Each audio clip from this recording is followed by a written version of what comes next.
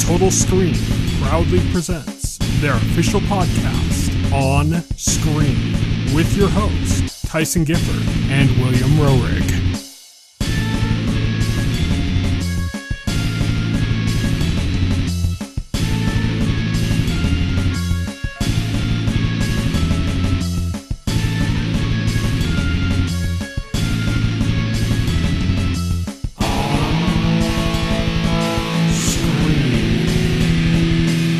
Hello, everybody, and welcome to On Screen, the official podcast of the Total Screen. My name is Tyson. My name is Will. And today we are going to be talking about the latest anime movie from Hayao Miyazaki, The Boy and the Heron. Before that, though, we have an On the Horizon section. We got some news stories and On Beat, and we also have an On Tap section. We're going to be talking about a movie that I watched just recently and a game that Will is playing currently as we speak. But let's get started with our On the Horizon segment.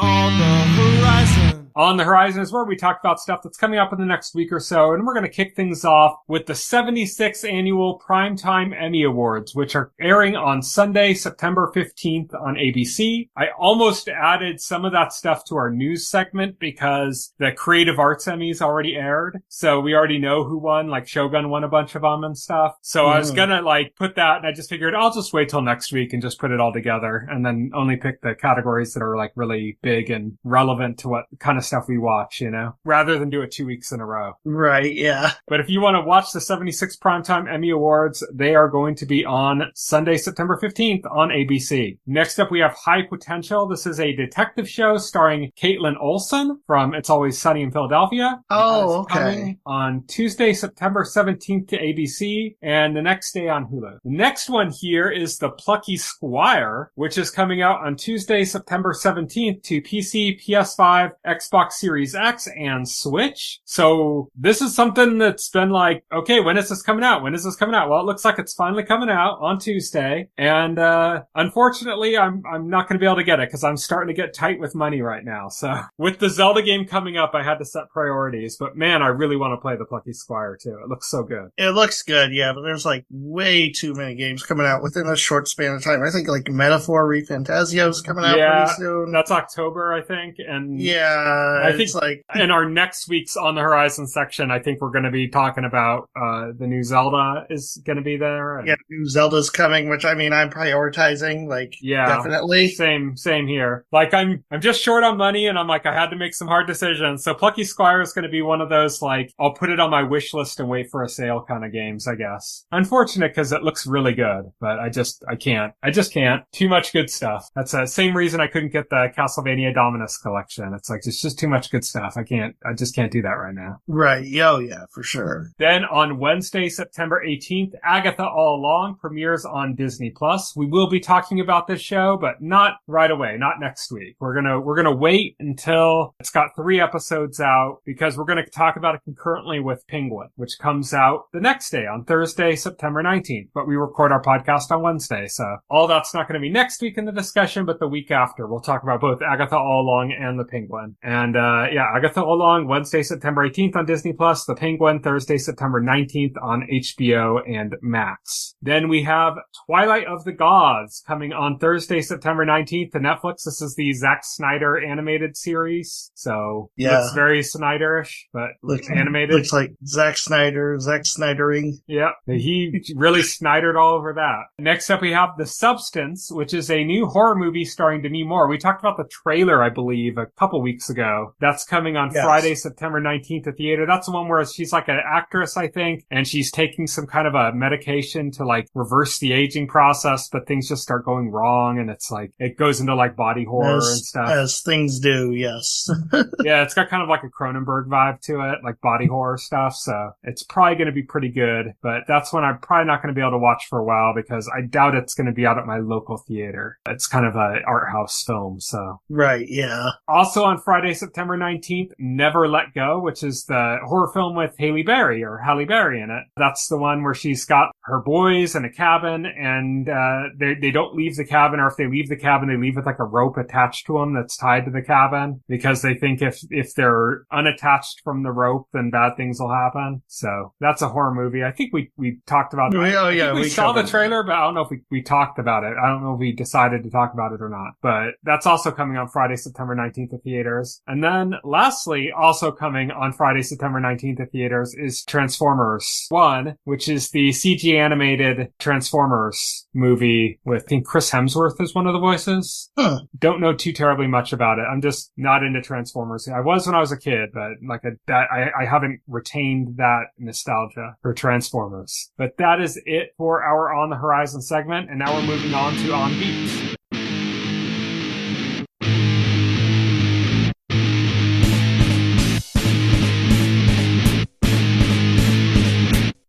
On Beat.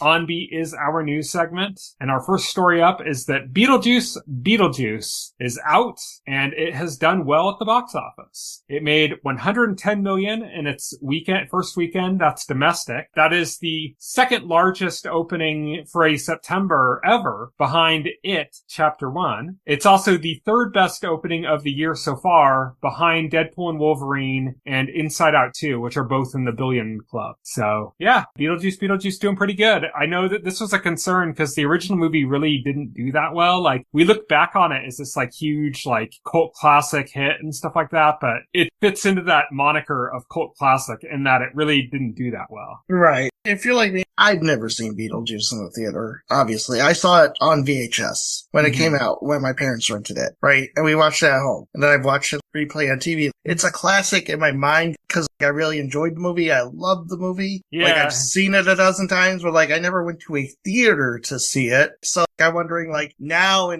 2024, people my age, how much is that everybody's experience with the movie, you know? It's interesting. There are some movies that are just like that. Fight Club. Yeah. They're a perfect example. Everybody knows what Fight Club is. Fight Club is like massive within the cultural zeitgeist. You know, you ask like 10 random people on the street if they've seen Fight Club, and I'm guessing like 8 of the 10 have seen it, or at least, and all of them probably know about it, even if they haven't seen it. They probably know like some of the lines and stuff. So it's crazy to think about the fact that it was a box office failure. Yeah. I mean, and that just speaks to like how important the home video market really is. Like, everybody talks about theaters and box office, and sure, like, that's important. Like, that makes or breaks film, but movies can take on a second life in the home video market. And yeah, I mean, this is proof. Yeah. So that is the Beetlejuice box office. And our next news story is they announced the PlayStation 5 Pro, and it's all good news, right? Everything's sunny in Sony-Delphia. I mean, it's a massive upgrade, and it's affordable. You just get it. You just sell your PlayStation and get a new one for basically free. Yeah. Right? Yeah. No. So just go over the details first before we like break down anything else. November 7th, $699.99. It has an upgraded GPU, advanced ray tracing that's said to be 2 to 3 times as fast as on PS5, AI upscaling, so it's not DLSS, but something along those lines. It's also not AMD's version of that. What's that called again? Their version of DLSS? It's not that. It's something else. It's like Sony's own thing that they worked on with AMD, I think. The games, a lot of games are going to be getting free software updates. I think if they don't get an update, they'll probably just maybe run at a higher frame rate or something, but some games are going to be getting like ray tracing added in or extra ray tracing, like they showed Gran Turismo, for example, and the Gran Turismo on PS5 has ray tracing, but only in like photo mode, and now it's going to have it like actually in gameplay. And Hogwarts Legacy they showed, I believe there already was a ray tracing mode, but it's like they enhanced it. There's more ray tracing going on now. So yeah, so that's going to be free software updates for some games like that, and then other games, like I said, will probably still run a little bit faster, just better performance. It's going to have a 2 terabyte SSD, and it will not have a disk drive, but you can attach a sold separately disk drive to the system, which I believe is $80, right? Yeah, it's $80. And already sold out, right? Yeah, this is the thing that already exists, because like last year, Sony launched a revision of the PS5, the PS5 Slim. It doesn't materially change anything in terms of like hardware performance. It was just like a redesign of the console to, I guess, like slim it down. And one of the things they did was they launched it as digital only with I believe you can get it with the disc drive included or without the disc drive, but it's designed so like the disc drive is modular and that you can add it or remove it at any time. This one uses the same drive. This uses the same disc drive, yeah. So this is essentially, they're just launching this as a digital only console, but they got the modular disc drive on the market that you can attach to this and play your discs. I mean, the thing about this for me, it's like, it's crazy to me because like people are like, oh, this is like a $200 upcharge. No, it's not. If you're comparing it to the PS5 with the standard PS5 with the disc drive, that's the wrong comparison. This is $700 without a disc drive. So you have to compare it to digital edition PS5, which is $400 without the disc drive. So almost twice as much. Yes, it's almost twice as much. So yeah, it's insane. Like I saw the rumors going around before this was announced that people were saying like 700, and I was like, no, there's no way. There is no way that they're going to do that. Like 600 is the ceiling for this, surely. I wonder because people are worried about there was a rumor about $500 for the Switch successor too. Yeah, I don't think so. Nintendo is like, the thing about that is like people are freaking out about what the Switch. Nintendo is very price sensitive for their systems. It's a completely different philosophy. The Sony's philosophy with this is a high-end machine for enthusiasts. Luxury item, yeah. It's a luxury item. It's like their most hardcore customers will pay up for this, and that's who it's for. Nintendo doesn't have that mentality. What they want is they want to sell to families. That's their main market, Nintendo. It's families. They want people to be able to walk into any, a store and pick up a Switch 2 for Christmas for like a family member. They want people to be able to buy it for gifts. They want people to be comfortable buying the system. So they're not going to price it too high. I mean, we saw that happen with the 3DS launch where Nintendo priced it at $250 and it wasn't selling. And Nintendo panicked. And they did it with the Wii U too, but then they did it $350, I believe, for the Wii U. No, $350 or $400. It was $350. It was not $400 for a Wii U. Yeah, and then they did not go back on that. They didn't try to save that one. Well, with the 3DS, like they panicked, and within like a couple months, they reduced it from $250 to $180 for a 3DS, and that's when they gave everybody who bought it at $250 like a bunch of free virtual console games, including GBA games, which they never released for sale for anybody else who bought a 3DS. So I'll say this on the topic of the Switch successor, the price point on that. When the rumor first came out that it was going to be at like $500, everybody was like, no way, that's ridiculous, that's crazy. No, I said, you know what? I could actually kind of see it. Like, I think it's a hard sell, but I could see Nintendo looking at that price point because of inflation and because of everything else that's going on that they might, and the fact that like PlayStation 5, like the base unit got a price increase. Yes. And so it's like, and Switch has never been discounted. The price has never been cut down, and it's almost 8 years now. They've never had a reason to. It still sells. The sales have been consistent, So with all that together, and like I said, and inflation and stuff, I was saying I could see $500 on one caveat. If it has a major pack-in, like right. Mario Kart 9, like that kind of level, like the pack-in, like a pack-in game that everybody was going to buy anyways. Yeah, and I don't see there being any pack-in games. Nintendo hasn't done that since the SNES. No, Wii U had a pack-in game. Oh, that's right, Nintendo Land. Yeah, that's right. And we had a pack-in game. We had Wii Sports. Never mind. Straight what I'm saying, I'm dumb. But anyway, and the DS had a pack-in game, or a pack-in demo. Yeah, technically, yeah. It had a pack-in demo. Yeah, had the Metroid Prime Hunters demo. Yeah. Which was fun for like 2 seconds, but not much that demo. I was gonna say, so I could see Nintendo doing $500 with a major pack-in, like not like Nintendo Land, like something that everybody was gonna buy anyways type pack-in. I could see them doing it. And there's like a weird psychological thing where I could say I'd expect more, maybe $400, but with the pack-in, I could see them going to $500, which is kind of ridiculous. You think like, oh, but the game would be like $60, so it would be $400 or $460. No, there's like a weird psychological effect effect when something's packed in that's like you're more forgiving of like a price where I could see them going to like 500 for that. But after the backlash that the PlayStation 5 Pro announcement has had, I think if Nintendo was considering $500, they no longer are. No, I don't think they were. I mean, 500, Even like the crazy, most loyalist PlayStation enthusiasts have been dogging this decision by Sony. Yeah. So just, like nobody is okay with this. I feel like 500 is just, for a Switch 2 is just, they're not going to go that high. Yeah. It's going to be, I do believe it's going to be 400 because it's going to be priced. Another factor of why I thought 500 could make sense is something related to the first thing you said to me after the Sony announcement came out on Discord. You sent a message and you said, arrogant Sony's back. Yes. Sony's not the only company that gets arrogant and starts like making mistakes like that. Nintendo does that too. Oh yeah. It's just the meme. Like whenever like Sony is like on top and they're doing well. Which is hilarious because they're not on top. Yeah, but their main competition, Xbox, is like really struggling, right? They're so, like silver medal, bitches.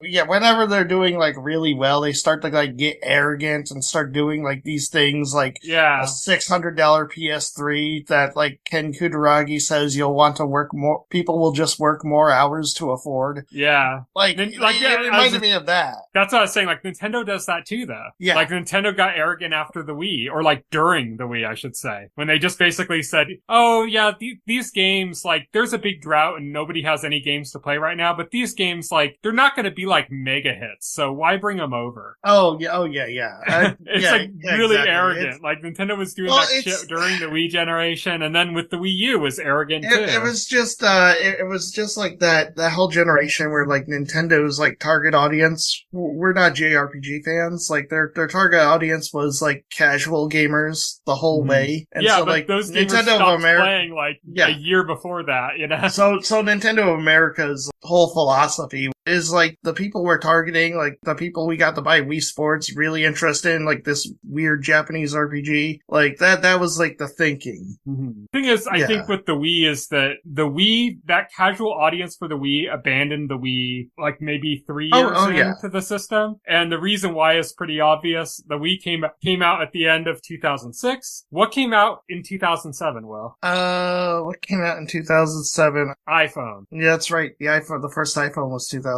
And then when did the App Store for the iPhone really open up and start having games and stuff? It was about a year after. 2008 with the second iPhone. Mm-hmm. So that's around when support started dropping for the Wii because, you know, the casual gaming market just got it on their phones. Yeah, exactly. They went to mobile. Mobile like ate up that market, which was something like Nintendo did not foresee happening. Yeah. But point to all this is that Nintendo can get arrogant too. So like that's part of why it's not that I was okay with Nintendo releasing a Switch successor at 500. It's that I could see it with all the things combined. But now after the backlash on the PlayStation 5 Pro announcement, I think if Nintendo had already started printing out flyers saying $500 the second this conference came out or the presentation for the PS5 Pro and all the backlash from it, Nintendo would have been like, call back those flyers. We are not launching at 500. Yeah. I'm looking at it and I'm thinking like, man, $700 for a game console is just like, that's too much for me. That's too much. Like, I think that's the most expensive a main console. I mean, it's a mid-gen refresh. But the original 3DO wasn't a mid-gen refresh. Yeah, I was just about to say that the PS3 was $600. Yes. But the 3DO was the only one in that price range. It was $700 as well, and that was not a major console. Well, it was a major failure mostly because of that price. Like $700. Nobody was paying $700 for a game console in 1993 money. There wasn't much confidence in the games being made for it or anything either. Well, yeah, especially like because it wasn't even a brand name. It wasn't even like Nintendo or Sega putting it out. But like, they were banking on the fact that like it could do graphics way past what the SNES and the Genesis could do. Which, to be fair, yes, it could do. They just didn't think about almost getting developers on board. Yeah, they got Crystal Dynamics. They got some good games on there that somehow how they got an exclusive version of Street Fighter 2, like, which, like, always annoyed me, because, like, Capcom's weird. Yeah, which always annoyed me, because, like, I wanted to play, because, like, it had Akuma in it and stuff, but, like, I never had 3DO, so couldn't play it. Have you rectified that now? Has your game collection expanded to include a 3DO? Not yet, no. But yeah, I'm looking at it because I was talking about it with somebody else the night before, or like a couple nights before it was announced that it was coming. I was like, like, yeah, I if it's priced good and stuff, I'd be open to it. Probably not going to get it right away, not this year. I'm pretty satisfied with my current PS5, but maybe down the road, maybe next year sometime. And then like they announced, I saw the price. I'm like, hell no, that price got to come down first. Yeah. Yeah, it's like, no. And I'm in the boat of people who do not have a PS5 or an Xbox Series X. I have a Switch and I have a PC. And I've been kind of wanting a PS5 again. I mean, right now I couldn't afford to do it even if it was reasonably priced. I just can't afford it right now. But like, I was looking at it from that perspective of like, maybe like next year this is something I might pick up or something. And then I saw the price. I was like, fuck that. Yeah. Immediately, yeah, no. exactly. I was like, yeah, it's insane. Like for what it offers for like a mid-gen refresh. And to be honest, I don't think I'd buy a PS6 at like $700. Like it's kind of like they're trying to push you there. They're like, I saw some real going like, so what's the PS6 going to cost? Like $1,000? Yeah. I think they're like, I think that it's price creep. I think they're trying to like justify consoles being more expensive. And to me, I feel like 500 is like the ceiling for me. Like where like, okay, like anything like above 500 is pushing it. It's hard to justify consoles becoming so much more expensive when we're in the deep midst of diminishing returns. Yeah. Oh, yeah, absolutely. Like, it's not like... I mean, look at almost every game that's coming out now on PS5 is also running on PS4 and not looking too much worse. No. Yeah. If you play like the newest Horizon game, like on PS4, like if you have like a PS4 Pro, you're not really losing out on that much compared to playing it on a PS5. Yeah. You're not.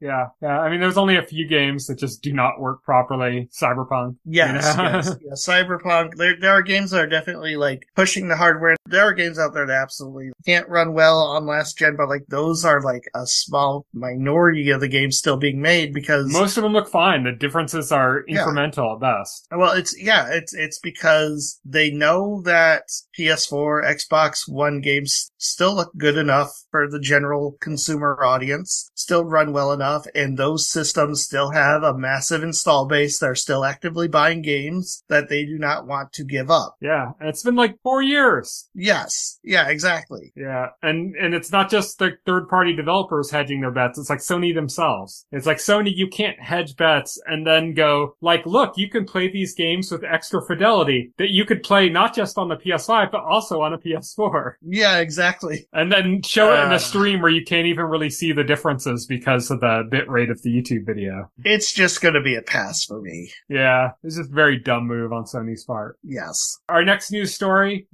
we're only adding this in because we referenced it last week, and it's an update. And that is that we talked last week about 3 actors being in contention to play Hal Jordan in DC's Lanterns that were being rumored to play it. One of them has since come out to say that they have declined that role, and that is Josh Brolin. Yeah, will not be playing Hal Jordan. Which was my choice of the 3. Mm-hmm. So it's kind of disappointing, but I mean, Josh Brolin probably wants, he wants to do other things, and yeah, makes more sense. Power to him. Yeah, I think it's probably because this is a series, and he probably does not want to be like doing this role for like seasons of a series. Also, like the thing is, it's not even like just the series itself. This is with these things like this is a DCU. Like if he took it, like he'd be contracted to play Hal Jordan every time they want to use Hal Jordan. Yeah, it's just a step. It's a big commitment. Series part being a big commitment. He has a series right now, and that would probably take priority over his current series. And he actually enjoys doing his series, so he might have had to have dropped out of his current series if he did that. So I'm sure like that's probably in consideration. That's probably as well. Yeah, but yeah, it's just a big commitment. So I can understand that. Mm-hmm. We'll have to stand by and see who it ends up being in the end.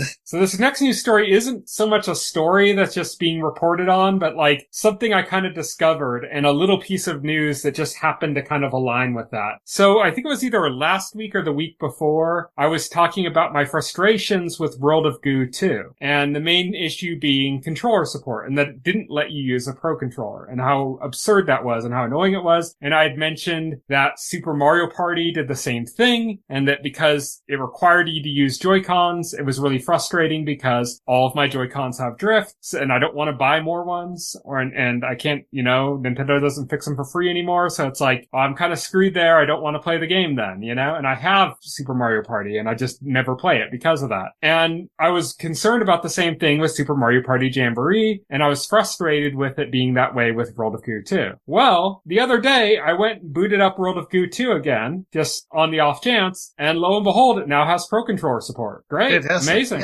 Yeah, right? Yeah. So I got to play a little bit more World of Goo 2. I enjoyed it, and I'm gonna get back and play some more of it. The control's kind of not that great. Like, it could use some optimization, but it still works. It uses the motion control, so you're using the Pro Controller, but using it with motion. And the motion's, you have to recenter it a lot, is all I'm gonna say. It gets a little frustrating. But it's a step in the right direction, and it got me playing it again, so that's good. And then after that, I said, I wonder what's going on with Super Mario Party Jamboree, because I've talked about it before, about being frustrated, so I looked it up, and it just so happened that the news came out like the day before, that Super Mario Party Jamboree is going to support the Pro Controller.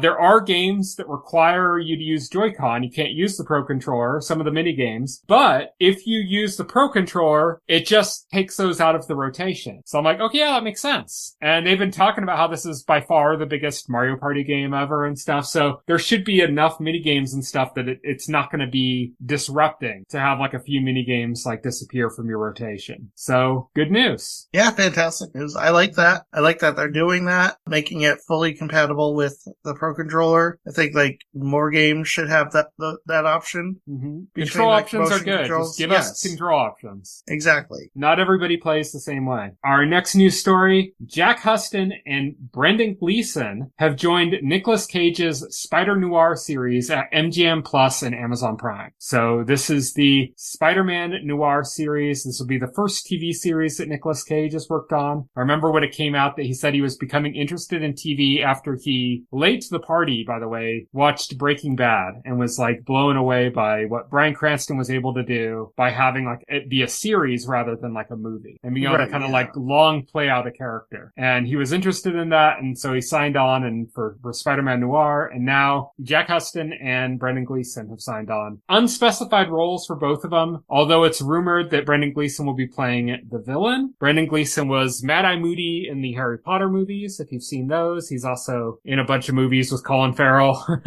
He's a good Scottish actor. Yeah, oh yeah, definitely. Oh, could be good. Could be interesting. Yeah, and then our last news story is also related to Spider-Man, and that is that they have announced now that Spider-Man 4 is going to be continuing with Tom Holland. So there were rumors that they were going to make Spider-Man 4 and it was going to be about Tobey Maguire and it was going to follow his character in a different universe with some multiverse implications or something. But they have confirmed that Spider-Man 4 is going to follow Tom Holland's Spider-Man, and there are rumors that Destin Daniel Cretton is in talks to helm the project, to direct it. That's the director of Shang-Chi, and I have mixed feelings about that because the rumors that mention that also say that Spider-Man's going to take priority, which, of course, it's Spider-Man. But what's unfortunate about that is that it's been 4 years since Shang-Chi came out in theaters, and it's just kind of like, okay, are we ever going to get a Shang-Chi 2 now? Are they just going to kill that character off? Are they just going to like pretend it never happened? Definitely not killing the character off.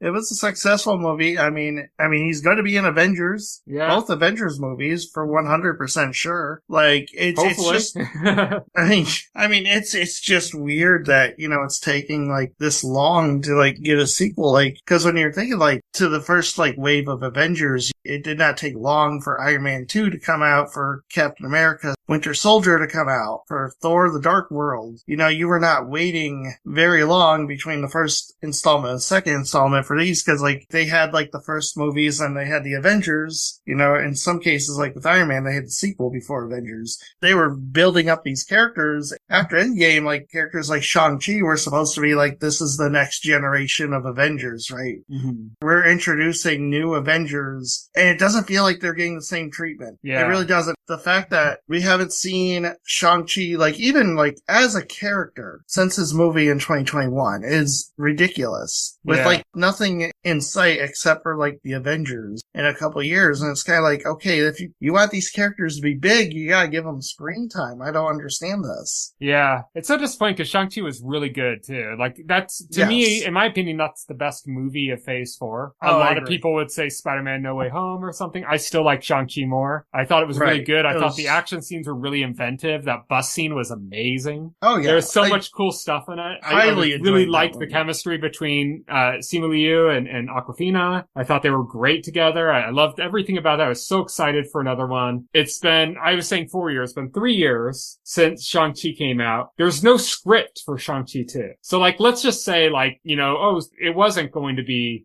Spider-Man taking priority over it. It was just Shang-Chi was going to come out whatever. There was no script yet. So we're talking at least 2 years before we would get another Shang-Chi movie. Now with them, if they push him onto Spider-Man instead and have that take priority, add another 2 years at least to the top of that. So you're talking like another 2 to 3 years. And then the 2 years that I already mentioned. So another 5 years total onto something that's already been 3 years. So 8 years between movies. It's kind of, it's like Simu Liu is like really young and Shang-Chi is in his 20s. He's going to be like fucking Robert Downey Jr.'s age by the time they get to like a sequel. It's going to be about him like having a teenage son. I mean, it's ridiculous. Like they're just taking way too long and I don't know, but there's a lot of stuff going on at Marvel that we're kind of... It's not coming until after 2027, that's for sure. Yeah. So it's kind of crazy. Yeah, because like they got a bunch of stuff like announced that like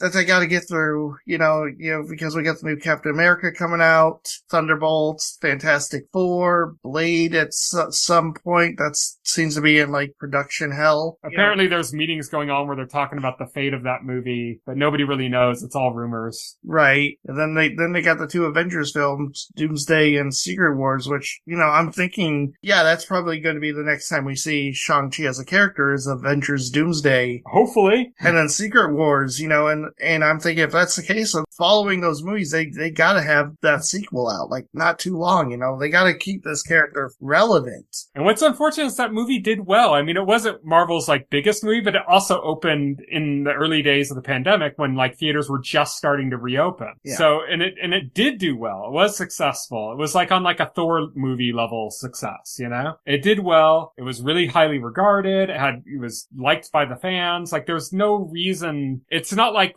there's talk about them abandoning Eternals, for example. Yeah. And yeah, that movie didn't do as well and then kind of was rated pretty poorly and stuff. Like none of that is the case with Shang-Chi. It's funny, because like Kevin Feige commented on Eternals too, and it was like a very positive update, but he hasn't commented anything about Shang-Chi, so I don't know. Yeah, I'm hoping. I mean, I think they might have just found a young talent in Destin Daniel Cretton and said, oh, we should just put him on a bunch of projects. And he was supposed to be doing Kang Dynasty and then dropped out on creative differences. And he's also got like it's Wonder Man, right? In development as a MCU series as well. Is he attached to that? Yeah, he's the one developing it. So I think they just maybe like overburdened him. Like they saw him as a young talent that they've now associated with their brand and he worked well with them. And so they wanted to kind of put him on a bunch more projects. And now it's kind of diluted what he's able to do because he just doesn't have infinite time and resources. Yeah, that's fair. But I mean, he's a good director. I mean, so like Spider-Man, the next Spider-Man is in good hands. Yeah. So, Yeah. Maybe we'll see Shang-Chi and Spider-Man. Yeah. Maybe he'll cameo. So you never know. I think it would work. I think Spider-Man and Shang-Chi would be like affable characters. They'd bounce off each other pretty well. Oh, I mean, totally work. Yeah. I mean, 100%. Yeah. But that is it for our news segment. And now we're going to move on to On Tap. What we've been watching. What we've been playing. What's on tap. On Tap is kind of like our full spoiler section, except no spoilers. We just kind of talk about what we've been watching or playing and kind of briefly to kind of give you an idea of what's going on with it and our general thoughts of it. And we're going to be covering two things today. We're going to be covering a movie that I watched and a game that Will is currently playing. I'm going to start off with the movie that I watched, which is Beetlejuice. And so my story here is that I went to a theater that's out of town to watch a different movie. I was planning on seeing Beetlejuice like the next week, and I went on the Thursday Beetlejuice opened to see a different movie out of town, but they changed the time of the movie. So we showed up and it was no longer playing when we got there. And we're like, okay, shit. Well, we drove out of town to go see this movie. What are we going to do now? So we looked at what other movies were playing, and the only one that was even mildly interesting to us that had a showtime was Beetlejuice. And I'm like, okay, well, I was going to see this anyways, but I would have seen it in my own town, but might as well catch it while we're here since we came all the way out, you know? And so I saw Beetlejuice. So that was kind of like started off on the wrong foot in a way. But I have to say I was a fan of the original Beetlejuice movie. I'm a big fan of Tim Burton, especially his earlier works. I am a big fan of Michael Keaton, and I loved Michael Keaton as Beetlejuice. I thought it's one of the great performances in my opinion. And here we go. Beetlejuice. It's basically more Beetlejuice. And they did it right. Beetlejuice has very little screen time, which is how it should be. He's not the main character of the story. He's kind of like a wild card that's throughout the movie. And that's wild the card, same, bitches. and that's the same here as it was in the original movie. Like he has relatively limited screen time compared to the other cast members, but that's how it works. Oh, I thought like Michael Keaton was talking in an interview about it, about doing it, and like he said that was one of the stipulations, you know, that he said he'd only do it if Beetlejuice didn't get more than 30 seconds screen time. It's more than 30 seconds. Yeah. But it's As to say, I don't know, like, if he was, like, if Michael Keaton was referring to specifically, like, 30 seconds in an individual scene, or, like, what, but yeah. I think it's probably a joke about how little screen time he had in the original. Right, yeah. He was, like, kind of like, yeah. But yeah, Beetlejuice is good. It's not, like, I've heard a lot of people that have had criticism for it. I mean, most people have been saying they like it, but a few people that have had criticism for it have been saying, like, it's not really a necessary movie. And I'm like, well, neither was Beetlejuice. Right. I don't... It's a comedy. It's not like... it's not necessary. What movie is necessary? Yeah, very few are, but I mean, it's also, it's not like it's a drama that makes a good point or makes a big point or a philosophical argument or something. It's a comedy, you know? It's a fun movie. And Beetlejuice is just as fun as Beetlejuice. It's a little bit messier than Beetlejuice. The story's a little bit less clean and straightforward. In the original Beetlejuice, it's a little bit more clean and straightforward. It's a little bit messier in the sequel. To me, that's a strange criticism to say it's unnecessary movies, because I feel like movies justify themselves, right? Like it's like you judge a movie on whether it justified its own existence versus like, oh, is this necessary? Well, like what's necessary? Yeah, like what's necessary? Yeah. Was the movie entertaining or was it not? Like, answer that question. It was very entertaining. Yes. That's my answer to that question. Right. It's a very fun movie. I laughed out loud at several moments. I enjoyed it thoroughly. It's one of the more fun, entertaining movies I've seen this year. It's not quite as fun and entertaining as like Deadpool and Wolverine, which had like the whole theater was like erupting constantly during that movie, like going crazy and cheering and laughing. And like that was like an experience. That was just a really, really fun theater experience. Beetlejuice is not at that level, but it's second to that of the movies I've seen this year. It's just a really fun movie. That's like what I'll say about it. They also found a kind of clever way around the fact that one of the cast members of the original movie, a fairly important actor or fairly important character in the original Beetlejuice movie, the actor is kind of not somebody that you'd want to have in your movie now. Some stuff came out about him. He was arrested for some stuff that, you know, nobody really wants to be associated with anymore. And they kind of found a clever way around that issue. Because, well, first off, it's obvious, I mean, because you can see it in the trailer that they killed off that character. But then you go, well, it's Beetlejuice, so it's all about the land of the dead, you know? And they managed to, like, kill him off, still have him be part of the movie, but not use the actor in a clever way that works pretty well. So, and it's fun. It all works out. Nice. I'm looking forward to seeing it. So that is Beetlejuice. And now we're going to talk about what you've been playing. Tell us about that, Will. I've been playing Astrobot for PS5. You've been playing that demo that came with the PlayStation PlayStation VR all this time? Oh yeah. Well, I mean that was mind blowing. Actually, I did play that. Like, but you're talking about like the demo that came with the PS5. Oh, that's it. Yeah. You've been playing yeah. the demo that came with the PS5. That's what you've been playing this whole time. Oh yeah, absolutely. No joke. I probably could like still be playing that because it is that good for like a demo. Mm-hmm. But like, no, Astrobot is amazing. This is like the best thing Sony has produced, probably ever. It's amazing. It's a platformer. It's a 3D platformer. You're starting this cute robot, and the conceit is like the robot. It's like in the Mario vein, right? Yeah, it's very much in the Mario vein of platformers. And the conceit is like you're a robot living inside, and the world exists inside the PS5. So you're a robot that's like living inside the PlayStation 5, and it's inhabited by like all these references to PlayStation, including other robots based on like popular characters from PlayStation games. And it's a platformer, but like it's filled with like so much joy and so much loving like references to everything. Like it reminds me of Smash Brothers in that way. And the way like it's not like corporate or cynical. It's like when you see a reference in Smash Brothers, you know Sakurai put it there because like he is genuinely like passionate about this stuff. Well, Smash Bros is often referred to as like not just a game, but also kind of like a video game museum. Yeah. Where it's like it lovingly represents everything that's associated with it. And this is like kind of the same thing. Like you can feel like the developers like have genuine passion for like the stuff. And when you turn on like for the first moment, I just had like a huge grin on my face just going through it. The controls are perfect. There's some like the smoothest controls I've ever experienced in a game, like in a platformer. The level designs are amazing. I've heard a lot of comparisons to like Galaxy, like Super Mario Galaxy. Yeah, there's a lot of similarities to that. Like, I don't know, like this is good. This, and I love to say it, but like, this genuinely does rival Mario for me. This is probably like the only one like I would like admit like, okay, yes, this is on that level. Cause I know like other people have come up with their ideas like Banjo-Kazooie or like whatever, you know, some people say Sonic, those people are insane. And I like Sonic games, but like this could stand tall on that. This is on that level of a Galaxy or like an Odyssey. The concept of it being in a PlayStation 5 is kind of interesting. It kind of reminds me of, remember the marketing for Dreamcast? Yeah. That, where it was like the idea was they would show like characters from Ready to Rumble would be talking to characters from like Soul Calibur. So like they all lived in the same box. They were like all living inside the Dreamcast. Yeah, it's like that, which is funny. Although like it's like that, which is funny. And the game, like, it just oozes charm out of like every pore. Like it's got like this soundtrack, which like is full of like all these catchy synth music. It's like the title screen is like the synth, and the lyrics are just simple, but it's like, so it's like, I am Astrobot.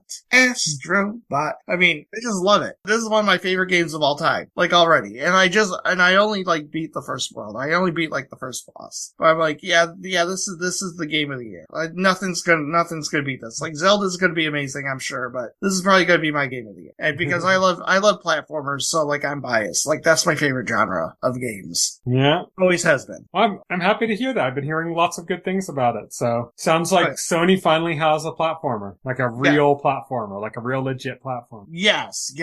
And hopefully they nurture that. They keep that coming. Hopefully it does well enough in sales for them to nurture that. Cause yeah, they do have something special with the series. All right. So that is it for our On Tap segment. And that leaves only our final segment, full spoilers.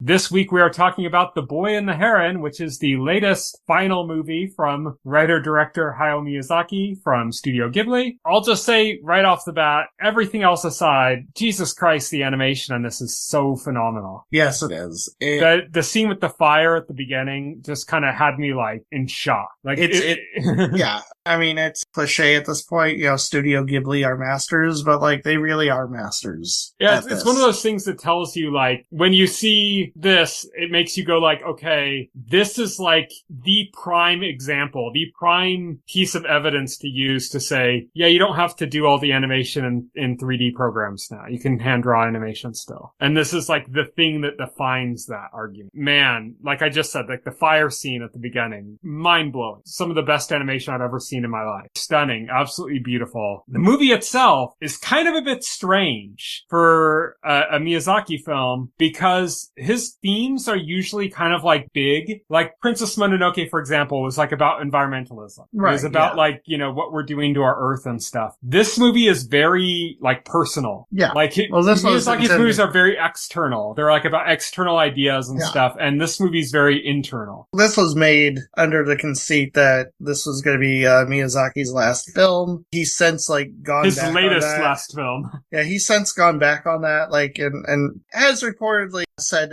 he's got one more in him. So he's been saying that for like the last 10 movies. Right. I think, literally, I think he said that Princess Mononoke was going to be his last film when he did that. But I think it speaks to he's realizing his mortality and that he's not getting any younger. He's 83. And I think like, you know, this film is a contemplation on that. So it's not going big with a global theme. You know, this is a more introspective work. Yeah, there's an interesting part in the movie where he goes through this door into this kind of like this structure that apparently fell to earth and the structure was built around it. And he's inside the structure for like, you know, the second half of the movie basically. And there's a part where he gets shown how to get back to his world. And he opens up a door and he can see his father and his father can see him and he can see the outside and he's getting ready to like, he's like, I can go. And then he's told, you can only go if you let go of the handle, but if you let go, you won't be able to find your way back. Right. So like you either hold on to the handle and come back inside or you let go and you leave here forever. And that's the kind of point of this movie, I think, is it's about letting go. It's about like deciding to let go at some point, you know, about moving on and grief and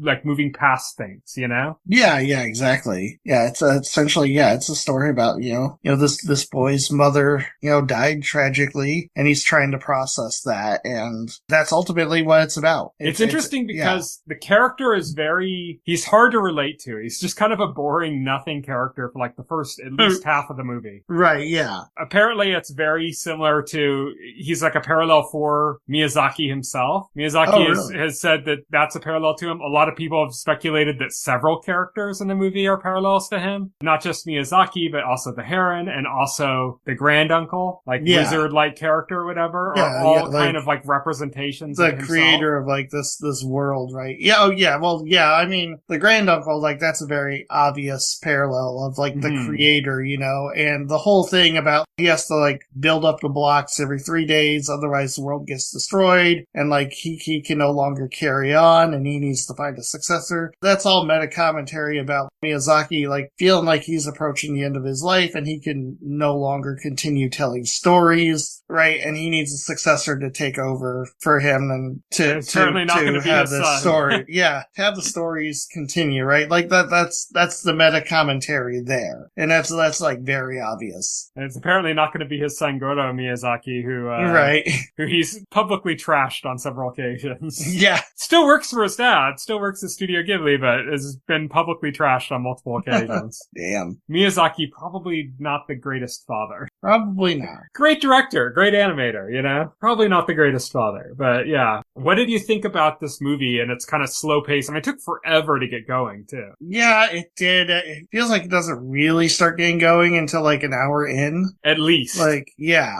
If not more, yeah. Yeah, and then once it gets going, you got like all the hallmarks, you know, you got like all the fantastical stuff, all the fantastical creatures and spirits and all this, and it's pretty much Alice like in Wonderland-esque stuff, yeah. Yeah, and it's pretty much a roller coaster from there to the end, right? Because like it's a at spectacle. that point they're hitting you with like all these different things. Like the parakeets are like now overgrown and they're like this society of cannibalistic parakeets, apparently. Like, they eat people. Well, not cannibalistic. They don't eat parakeets. They eat people. You know? Man-eating parakeets, yeah. Yeah, man-eating parakeets, which is such a bizarre concept. Then they got their king. It's a really interesting movie. Like, I really enjoyed it. Yeah, I thought it was good. I was struggling with it in, like, the first half. Oh, yeah. I was like, okay, so they're not diving headfirst into the more fantastical elements. They're kind of sticking more with reality, but they're not really addressing a lot of the stuff that's going on kind of in the background. Like, his mom died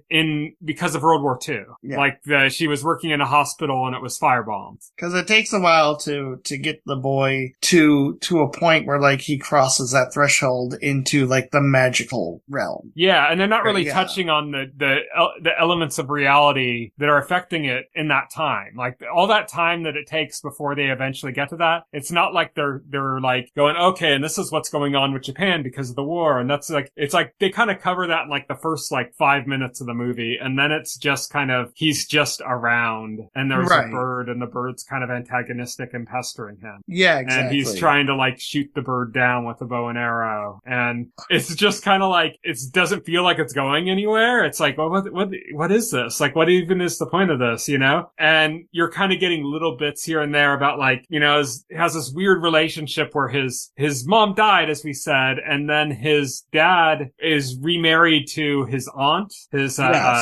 mom's sister, and they go back to like their childhood home where they grew up, and that's where the movie is taking place. And it's just kind of like, okay, so you're getting these little family dynamic moments, but as I mentioned, the main character, he's kind of a wet blanket, at least at first. You don't really get into his character. He's not very relatable. He's not very like, you can't really just kind of establish a connection. So you're like, okay, so what are we doing here? Like, what's, where's the point? Where's stuff gonna happen? Are you gonna try to make a reference here? Are you gonna show like the horrors of war? Like, what are you gonna do now? Like, what are you trying to bring me on? And it takes a while before it kind of gets into this kind of like otherworldly stuff, this kind of Alice in Wonderland type stuff that, you know, is similar in a way to like what was in Spirited Away. It'd be probably like the closest parallel to this movie as far as like another Ghibli movie, you know? Right, exactly. But yeah, so what did you think getting through all of that? Like, was it a bit of a slog for you, or were you in it? Yeah, it was a bit of a slog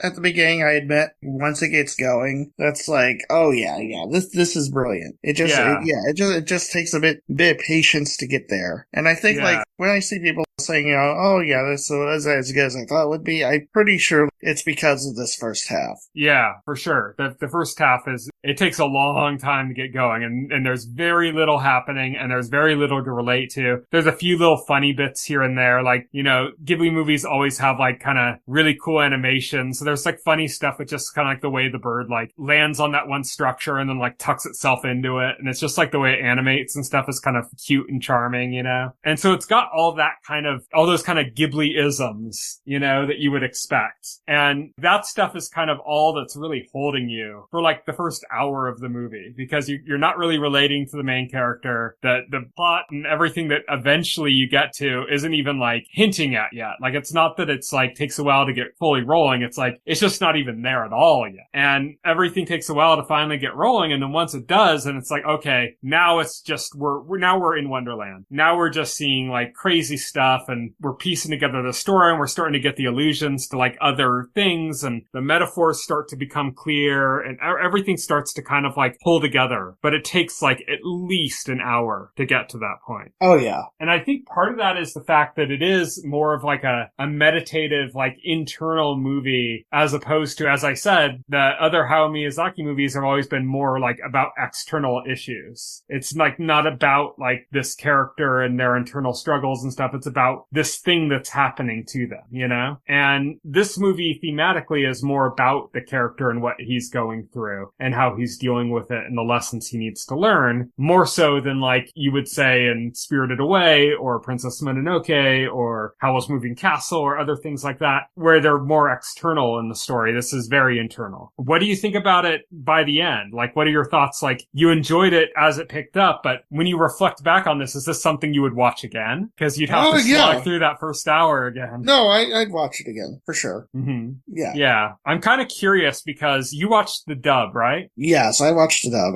I just want to, like, be able to, like, chill out, not have to, like, read subtitles the entire time. Like, that's fine. Like, I don't have a problem with it, but it kind of, like, lets me, like, zone out and just, like, you know, not have to, like, constantly, like, being, like, staring at the screen. Got it. You're a Philistine. Yes. So I watched the sub. I'm a big sub over dub guy, but I've been curious about the dub just because the cast is phenomenal. Yeah. Well, they always get like Miyazaki movies. Yeah. Names on Miyazaki movies. Yeah. There's a few Miyazaki regulars, like Christian Bale was in Howl's Moving Castle and is in this as well. It's got the prestige, like, where, like, they can attract, like, big talent for this. It's not the typical voice cast for, like, an anime, like One Piece or Dragon Ball Z. No shade on any of those people. They do fantastic work, but this gets, like, big Hollywood names, you know? Mm-hmm. Yeah, I know, like, Karen Fukunaga, who's in The Boys. Yes. Voiced a character in it. Dave Bautista. Voiced the Parakeet King, I believe. Robert Pattinson. That's the bird, right? I think it's the bird, yeah. Which is interesting. I don't know, like, what was the bird's voice like in this? Because it was kind of, like, a little bit grating in the sub, like, intentionally so. It is obnoxious here, too. So he's not, like, just being Robert Pattinson dubbing it. He's, like, doing an affected voice for it. Oh, yeah. I don't think you would be able to tell unless you read the casting. Mm-hmm. I do. You wouldn't. Like, I didn't hear Robert Pattinson at all in this movie. I just know because, like, I remember when they announced the voice cast. Mm-hmm. If I hadn't seen that, I probably wouldn't have known at all. So, anything else to say about The Boy and the Heron? I think I've said everything I wanted to say. Like, I touched on all the points I want to hit. Yeah, I think so too. It's a bit of a short discussion, but it's the kind of movie that just, it's hard to discuss. It's hard to, like, talk about, like, big plot points and stuff. Cause like I said, it is very internal. It's very, like, it's the whole the movie's a metaphor, you know? And, so you talk about that stuff and it's hard to kind of get into everything else. We could just sit around and describe how beautiful certain animated sequences are for hours and hours, but that's not really all that entertaining of a discussion to have, you know? No, yeah, absolutely not. But yeah, The Boy and the Heron, I think you gotta go in knowing that it's gonna be a bit slow burn at the beginning and then it's going to take off and that it's going to be a bit more of an internal and less focused on, like, a narrative so much as it's focused on, I mean, there is a narrative, but it's less focused on the narrative and more focused on, like, the character journey. Oh yeah, exactly. But that is it for The Boy and the Heron and our full spoiler segment this week and our podcast for the week. One last sad note we want to touch on before we end out the podcast, though, and that is we don't always do this. We don't try to cover this in our news segment or do anything else like that when something like this happens, but we usually try to stick them at the end of a podcast if we have a significant death. We don't cover it all the time. We just kind of do it when it's something kind of significant. And we did have a significant death, and that was James Earl Jones, the most probably known most as the voice of Darth Vader, of Mufasa and The Lion King. Also a major stage actor, huge cast of credits to his name. Legendary actor, passed away. Thankfully, he led a full life. He didn't die young. That would have been all the more tragic. Oh yeah, like 92 is like, he lived a full life. He gave us like so many great things. Mm-hmm. Like, you know, like if you've seen like Conan the Barbarian or, you know, like obviously Darth Vader. The thing about that is like, it's like, I kind of like hope like Disney, like if they continue to use Darth Vader in Star Wars, which they will, I hope they just like hire a new voice. I hope they won't use AI. They won't. Well, they are going to use AI because James Earl Jones already signed a contract for that. I mean, I remember reading that, yeah, but it's kind of like, oh man, like the thing is, it would just be so lame. It's so lame to do that. Because it's good in a way because at least that means that when they use it, money is going to be going to his family. That's true. So there's that that's side that's good. And it's not like something that's being done to him against his wishes posthumously, you know? He agreed to it. Like, yeah. Like, I get it. It's just, yeah. But yeah, I mean, that's a positive thing. Like, that's probably why he agreed to it because continuing royalties to his families. Mm-hmm. You know, like that's fine. It's obviously Mustafa and the Lion King, you know, like that was a big thing from like my childhood for sure. You know, he's been in so many things. Like he's just one of the most like like iconic voices. Yes. Ever. Oh, yeah. Like, yeah. And it's kind of sad because a lot of these like super iconic voices, you know, they're getting older. I mean, Morgan Freeman's up there in age too. Yeah. And it's just really sad to think that we have these like just instantly recognizable iconic voices that we've just come to love, that were parts of our childhood and growing up. And, you know, this is nature. It's sad. Yeah. It's nature. It's the natural course, but it's sad to think like we're getting to a point in our lives, in our lifespan, where like we're losing like our heroes. A lot of our heroes, a lot of the icons that we grew up with. It's sad, but like, man, like, rest in peace, James Earl Jones. You were amazing. Yeah. You're awesome. And with that, only one last thing to say on the podcast, which is that next week we are going to be discussing Terminator Zero. That is the Terminator anime series. It's up on Netflix. It's 8 episodes. We are going to be discussing the entirety of that series as our main topic next week. So stay tuned for that. But until then, thank you everybody for listening. You can follow me on Twitter. I am at Tyson Gifford. You can follow Will. He is at Foxel Hero. You can check out our website, thetotalscreen.com. If you go there and open up a container story for any of our podcast episodes and scroll down to the bottom paragraph, you'll find all the relevant links to our SoundCloud page, our RSS feed, all of our social accounts. It's all there. So check it out there. You can also subscribe to our podcast through your favorite podcast client of choice like Apple Podcasts or Pocket Cast, and the entirety of our podcast, as well as additional content, is available on our YouTube channel as well. So check that out. Thank you everybody for listening. Good night. Good night. Thank you for listening to the On-Screen Podcast, the official podcast of The Total Screen. Visit our website at thetotalscreen.com. This podcast can be found on any major podcast client, including Pocket Cast and Apple Podcast. The entire backlog of this podcast and other content can be found on our YouTube channel.